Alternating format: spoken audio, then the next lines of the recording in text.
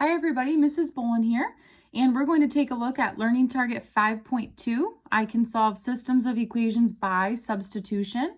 And so we're still working with systems of equations, meaning if you look, we have two equations, and we're trying to find the solution or the point or ordered pair that makes this system or these two equations true. In our previous learning target, we solved systems by graphing them, and now we will use a different method called substitution. So in step one, we will have to rearrange one of our equations. Rearrange one equation to get x equals or y equals. What I mean by this is you need to isolate one variable. And we'll see how sometimes it's easier to isolate x and other times it's easier to isolate y. But you need to rearrange one equation so that you have x equals or y equals. So it'll be x equals some stuff or y equals some stuff. And then you can plug that stuff in step two. So in step two, we'll take that stuff, and it's called substitution for a reason. We will substitute what x equals or y equals, into the other equation. And then we'll be able to solve. So I'll say and solve. Substitute what x equals or y equals into the other equation and solve. And then we will get a numerical answer here. So that'll be half of our answer, and we will plug that answer back into one of the original equations. So I'm going to say plug answer back into one of the original equations.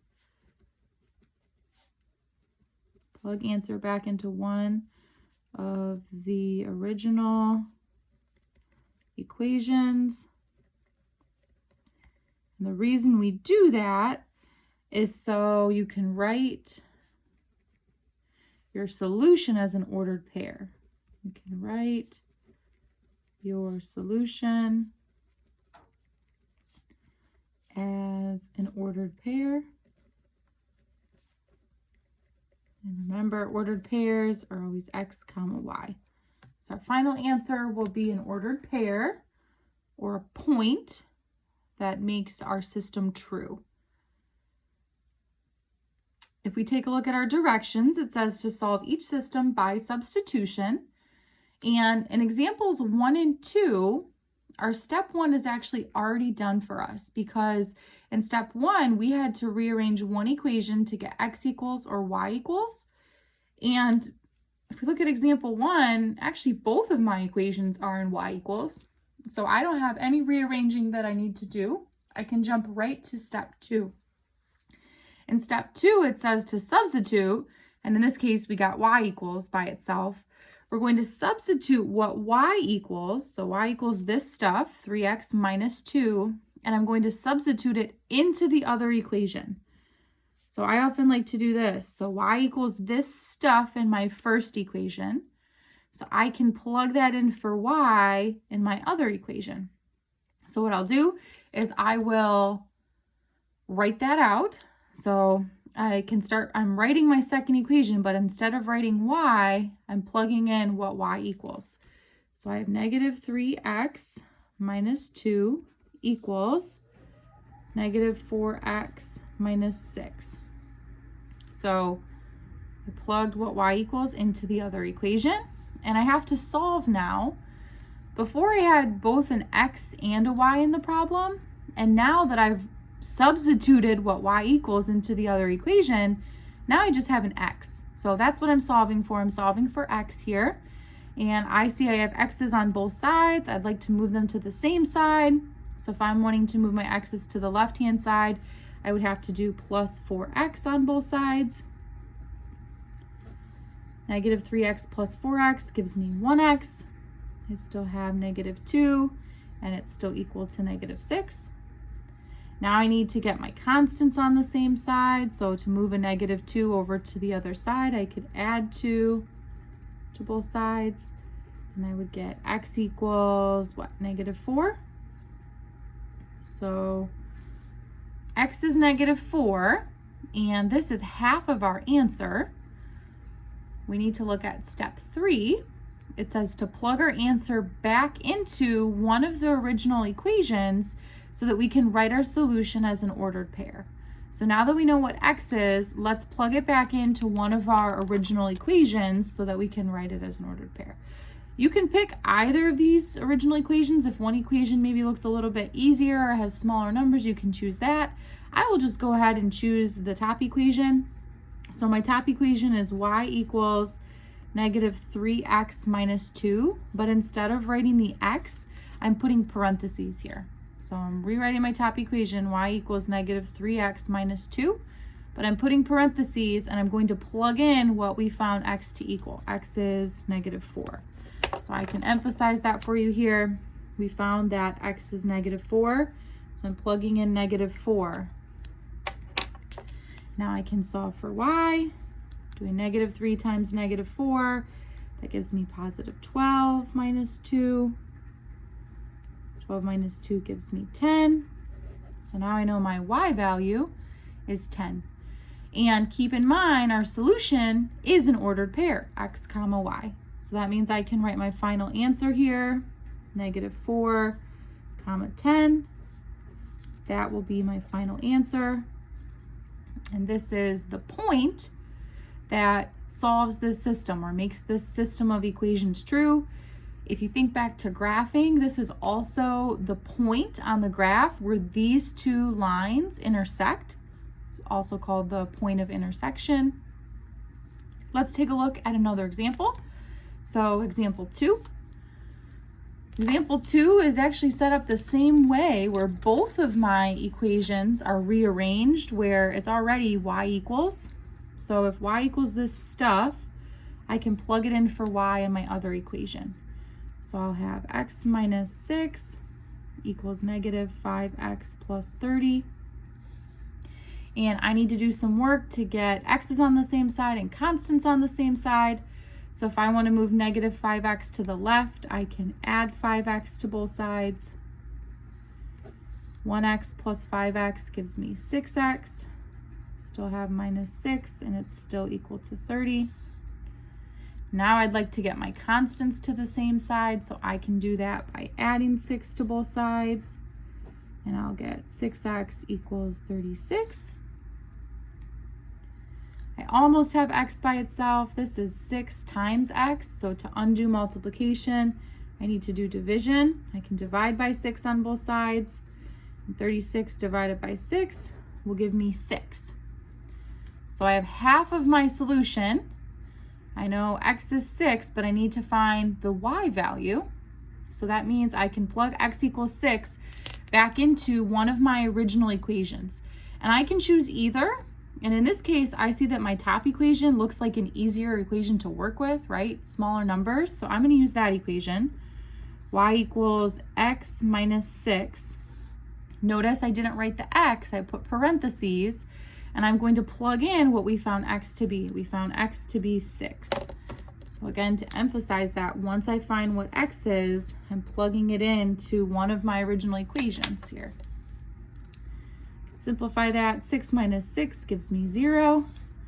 So now I know both the x and y value, and I can write it as an ordered pair. So my final answer will be 6, 0. Make sure you write it as an ordered pair, because this is the point of intersection or the solution, the x comma y, that you could plug back into your two original linear equations and it would be true. All right, so now you've got 2 U-tries. They're set up the same way.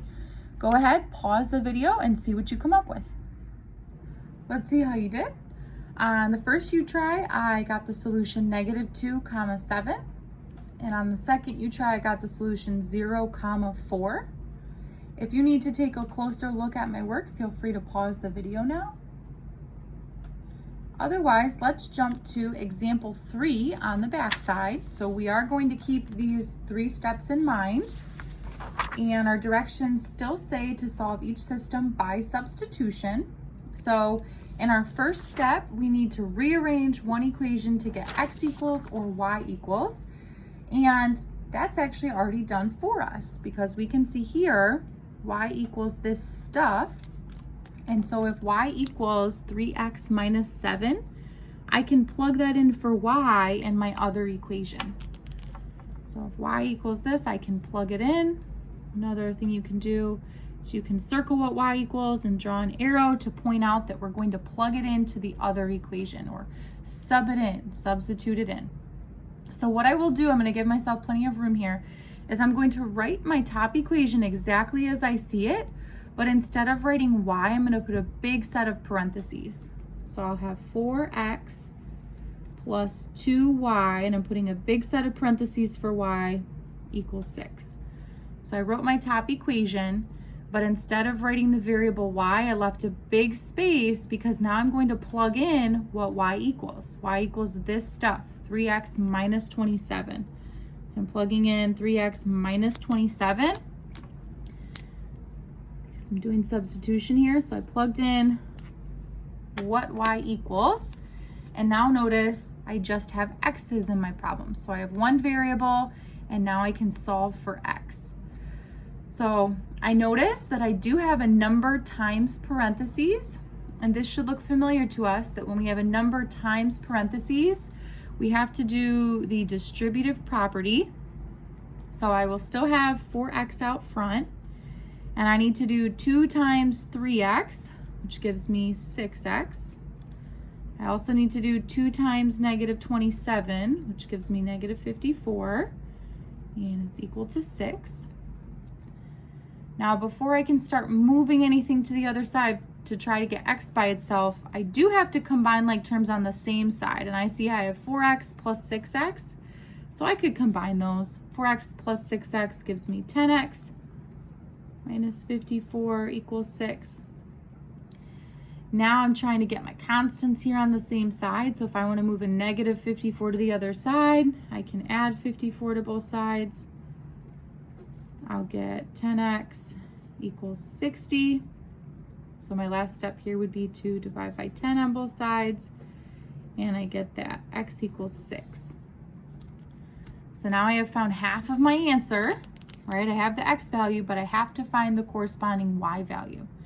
So I'm going to plug what x equals back in to one of my original equations, and I would pick the second equation because notice my second equation is already solved for what y equals.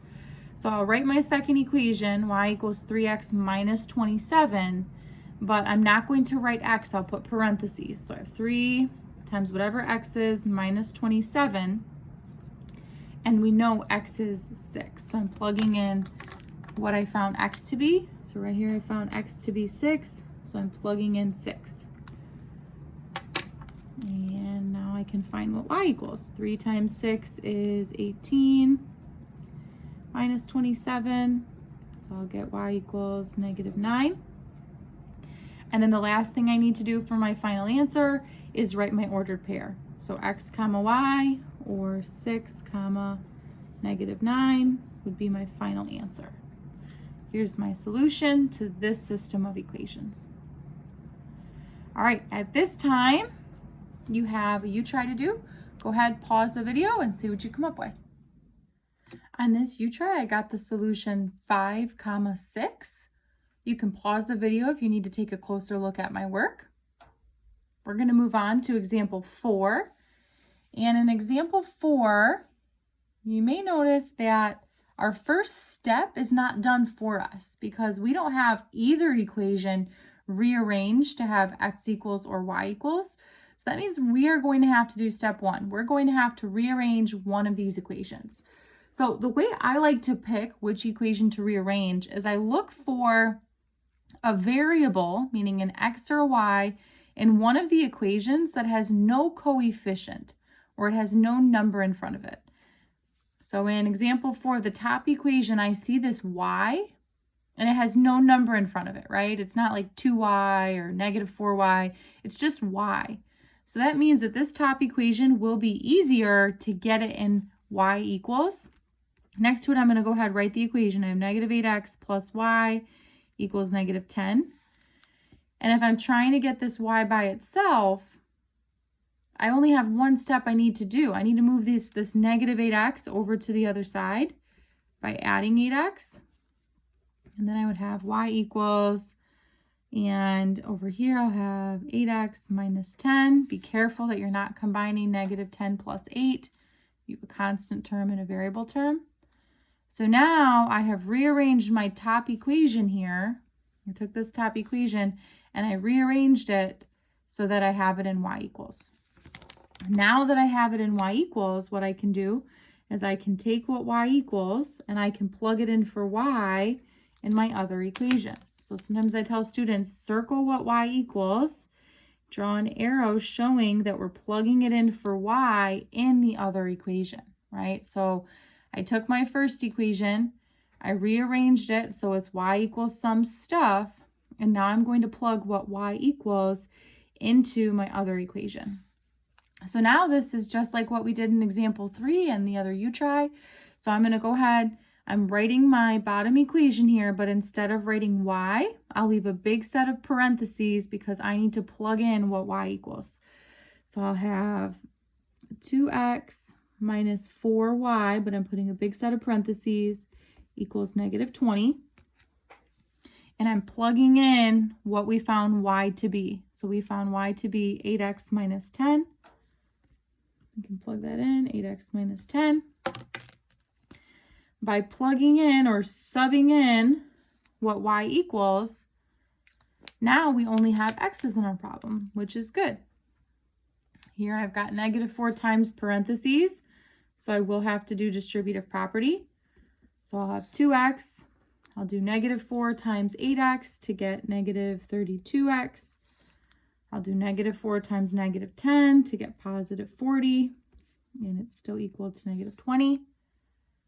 I can actually combine like terms. 2x minus 32x gives me negative 30x plus 40 equals negative 20. Now I can move this positive 40 to the other side by subtracting 40 from both sides. I'll get negative 30x equals negative 60. And then my last step would be to undo this negative 30 times x. So I can divide by negative 30. And I get x equals 2. So I found half of my solution. Now I need to take this x value and I need to plug it back into one of my original equations. I'm going to plug it back in right here. So this was my top equation, right? I took my top equation and I rearranged it to get it to have y isolated. I'm going to plug it into that equation. So that equation was y equals 8x. But notice instead of writing the x, I put parentheses. And I need to plug in 2 for x. So here to find my other value, I've got to plug in what we found x to be. So I'm plugging in 2 for x.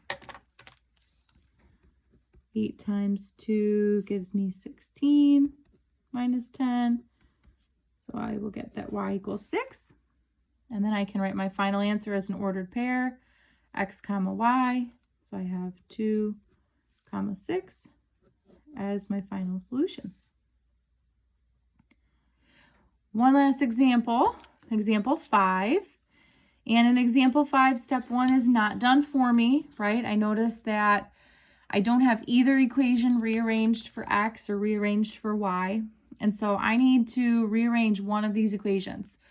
Again, I'm going to look for a variable, meaning an x or y, in one of these equations that has no number or coefficient in front of it.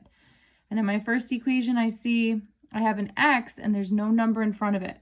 So it will be easiest to rearrange that equation. So I'm going to rewrite it over here, give myself a little bit of room. If I want to rearrange this equation so x is by itself, I only have one step that I need to do. I need to move the negative 5y to the other side by adding 5y. So then I'll have x equals 5y plus 1. So now if we know what x equals in the first equation, I can take that stuff and I can plug it in for x in my other equation. So notice here's the first time where we know before we were finding y equals some stuff and plugging it in. Now I have x equals some stuff and I'm plugging it in. With substitution, it doesn't matter if you find your x value first or your y value first. So again, I rearranged my first equation so that I have x isolated, x equals this stuff. And once I know what x equals, I can plug it into the other equation. So I will write my bottom equation, but instead of writing x, I'm going to put a big set of parentheses. So I have negative 3 times whatever x is plus 15y equals negative 7. And I know x is 5y plus 1. So again, I'm plugging what x is into the other equation. And now I only have one variable. Now my only variable is y. So I need to find what y is. I have a number times parentheses. So I need to do distributive property. Negative 3 times 5y gives me negative 15y. Negative 3 times 1 gives me negative 3. Still have plus 15y, and it's still equal to negative 7. Let's see, right here, negative 15y plus 15y. That's interesting. Those just drop out. That just becomes 0. So I'm left with a negative 3 equal to a negative 7. Interesting. So my one variable, my y, dropped out of the problem, and I'm left with negative 3 equals negative 7. Will negative 3 ever equal negative 7? No, so put a slash through it. They are not equal. And this is a special case, and we saw the special cases when we solve systems of equations by graphing. Here's what it looks like when we use substitution.